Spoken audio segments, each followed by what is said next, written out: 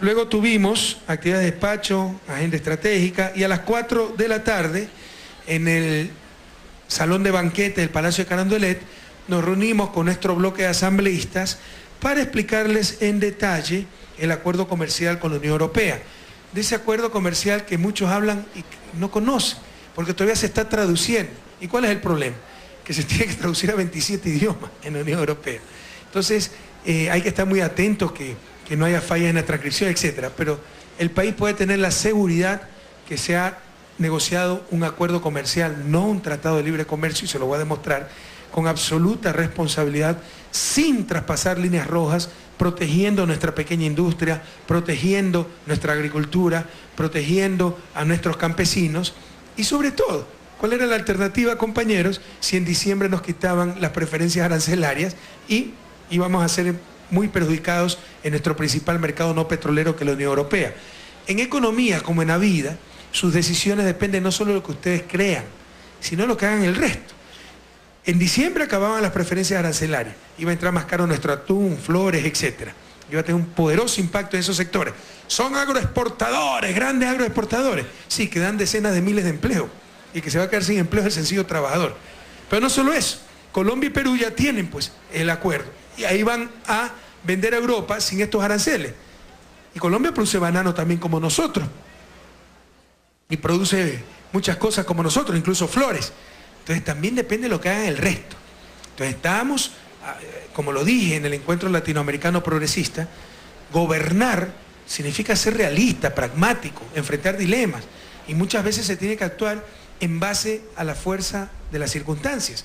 Por ejemplo, ¿ustedes creen que es grato que el Gafi nos esté presionando? El Gafi ni siquiera es Naciones Unidas, el Grupo de Acción Financiera. Pero ahí está Estados Unidos, pues, que maneja todo el sistema de pagos internacional. Nos boicotea ese sistema de pagos, nos hace colapsar. Entonces son unos abusivos que desde que establecimos relaciones con Irán siempre nos ponen en sus listas negras, grises, y tienen que hacer esta reforma, etc. Y algunas veces hay que ceder. ¿Por qué? Porque el mundo actual no se basa en la justicia, en la lógica, sino en la relación de poder, en el más fuerte. Y más fuertes son ellos, nos pueden aniquilar. Entonces tenemos que ser muy sensatos, compañeros. Aquí, si no firmábamos este acuerdo, las consecuencias para la economía ecuatoriana, y no para los pelucones, no para unos cuantos exportadores, para ese trabajador florícola en la Sierra Centro, para ese monturio, trabajador en bananeras, para esos sencillos tripulantes de la flota pesquera, las consecuencias para todos ellos hubieran sido tremendamente serias. Pero para que vean, no puedo explicarles todo el acuerdo, ¿no? Pero para que vean las mentiras, acuerdo de libre comercio. Acuerdo de libre comercio y se excluye, por ejemplo, 60% de la producción agrícola, se la excluye del acuerdo, porque es producción agrícola sobre todo de nuestros pequeños productores. Claro, esto no hace Europa por humanista, sino porque no le interesa mucho. ¿Ustedes creen que a Europa le interesa vendernos arroz o azúcar? No, pues, le interesa vendernos vehículos, productos industrializados.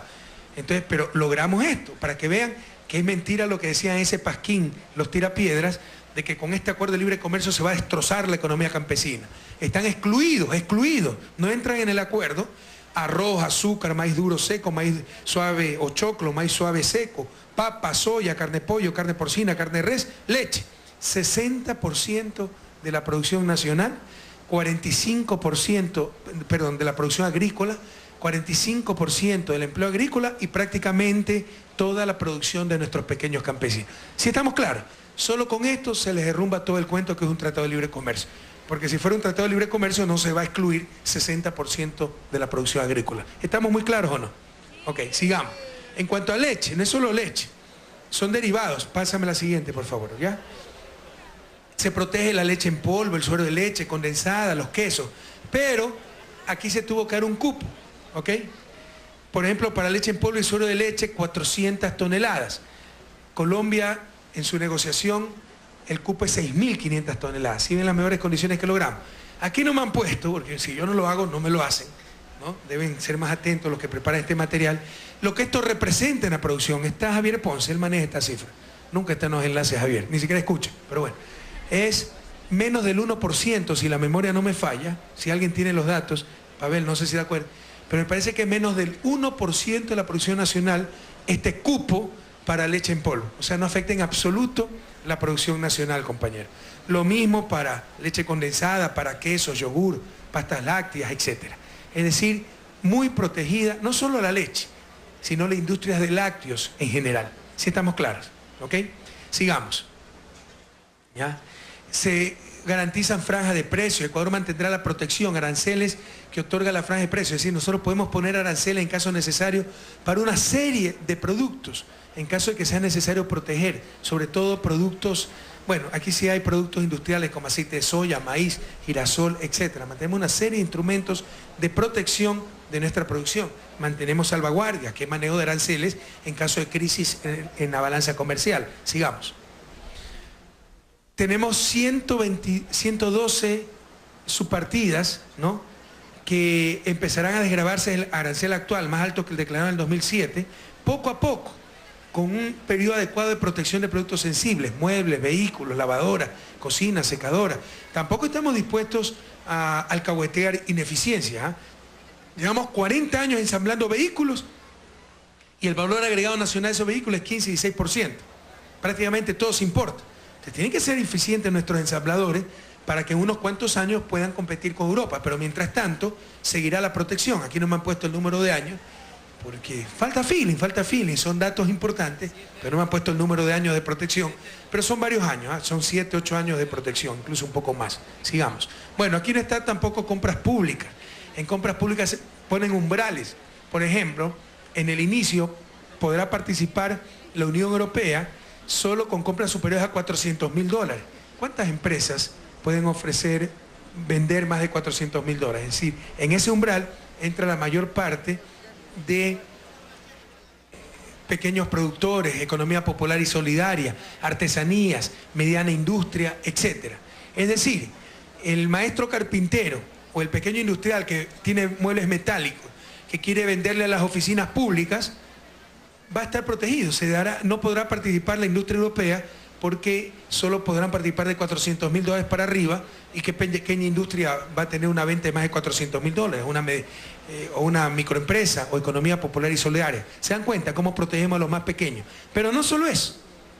Si hay convenios internacionales, lo que más está importando el Estado en compras públicas son medicinas. Si tenemos convenios, tampoco se abre a concurso, sino que se compra directamente. Por ejemplo, si tenemos convenio con Cuba, compramos directamente a Cuba. Si tenemos convenio con India, compramos directamente a India. En otras palabras, en ese marco es irrelevante el tratado, el acuerdo. Pero no solo eso, programas emblemáticos, colación escolar, escuelas del milenio, sus bancas, etcétera.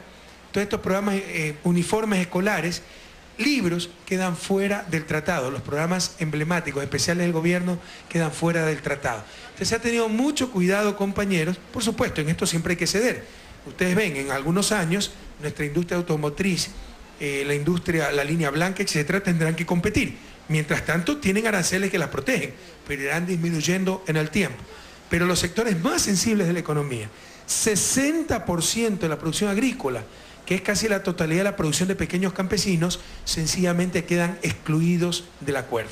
Se ha negociado muy bien, no es un tratado de libre comercio, le están mintiendo los que dicen al respecto, y además, compañeros, las consecuencias de no firmar el acuerdo hubieran sido muy graves. De hecho, ya aprobó el Consejo de Comisionados, son los ministros, como el gabinete de la Unión Europea, antes de que entre en vigencia el acuerdo, porque esto demora unos 2 años que lo apruebe el Parlamento Europeo, continuar con las preferencias arancelarias. Falta que lo ratifique el Parlamento Europeo, pero ya se dio el paso más importante, que es el informe de los comisionados. Entonces es cuestión prácticamente de trámite y no perderemos las preferencias arancelarias, lo cual hubiera sido un duro golpe para la economía nacional, compatriotas.